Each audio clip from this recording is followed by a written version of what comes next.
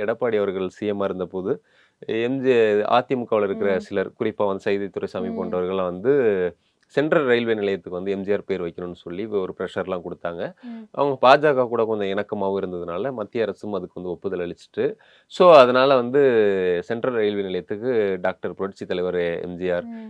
Railway நிலையம்னு சொல்லி பேரு வந்துருச்சு அது. ஆமா. ஸோ இப்போ வந்து திமுக ஆட்சி நடக்குது. இங்க கலைஞர் கருணாநிதி அவர்கள் மறைவுக்கு பிறகு, அவருடைய பெயரையும் வந்து ஏதாவது ஒரு ரயில்வே நிலையத்துக்கு சூட்டிறணும். ஏன்னா, இப்ப இது எப்பவுமே திராவிட கட்சிகளுக்குள்ள ஒரு போட்டி இருக்கும். இவங்க ஆமா. எம்ஜிஆர் பேர் வச்சா, அவங்க கலைஞர் பேர் வைப்பாங்க. இல்ல ஆமா, அண்ணா பேர் வைப்பாங்க. இது வந்து ஆமா. போயிட்டுருக்கும். ஸோ அப்படிதான் வந்து இங்க கோயம்பேடு பஸ் ஸ்டாண்டுக்கு ஒரு பேருனா, இங்க கிளாம்பாக்கத்துல கலைஞர் பேர் இருக்கு ஆமா. இல்லையா? அது மாரி இப்ப எக்மோருக்கு நம்ம வந்து கலைஞர் பேர் வைக்கணும்னு சிலர் சொல்லியிருக்காங்க ஸ்டாலின் ஓகே. அவர்கள்ட்ட. சரி, இப்ப அத எப்படியாவது பண்ணணுமே! அப்ப அத செயல் வடிவத்துக்கு கொண்டு வரதுக்கு என்ன பண்ணலான்னு சொல்லி திமுக எம்பிக்கள்ட்ட ஸ்டாலின் அவர்கள் ஆலோசனை பண்ணிட்டு இருக்காரு. ஓகே. பட் இத திமுக எம்பிக்கள்ட்ட ஆலோசனை பண்றத தாண்டி, அத மத்திய அரசும் கொஞ்சம் அத கன்சிடர் பண்ணணும். சரி. பண்ணலாம். ஏன்னா பாஜக வந்து கண்டிப்பா ஒரு காலத்துல கலைஞரோட கூட்டணியில இருந்தவங்கலாம், ம். அவங்களும் அத மறந்திருக்க மாட்டாங்க. ஸோ அது கூடிய சீக்கிரம் செயல் வடிவத்துல வரதுக்கான வள வாய்ப்பும் இருக்க தான் செய்யுது.